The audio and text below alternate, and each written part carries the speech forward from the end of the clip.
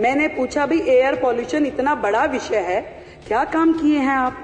तो जी अधिकारियों ने बताया मैडम बहुत काम हुआ। मैं कहा अच्छा भाई क्या काम हुआ? कह रहे जी 3 सेक्टर में काम हुआ। मैं कहा बड़ी अच्छी बात है, 3 सेक्टर में काम हुआ तो बताइए। कह रहे एक तो जी पराली पे किया। पराली पे क्या किया?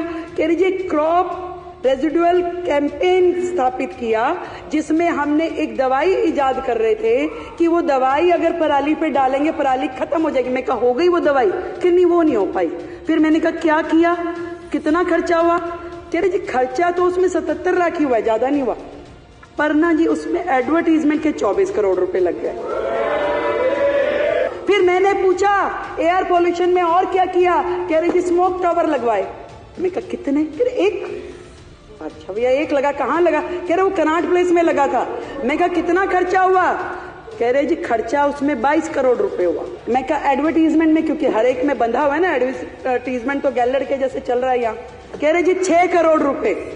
तो मैं कहा जी चल रहा है, वो काम कर रहा है? नहीं वो तो 1 साल में ही बंद हो गया था। फिर मैंने पूछा कि और क्या काम हुआ? कह रहे जी ऑड इवन भी किया था, बहुत बढ़िया योजना थी।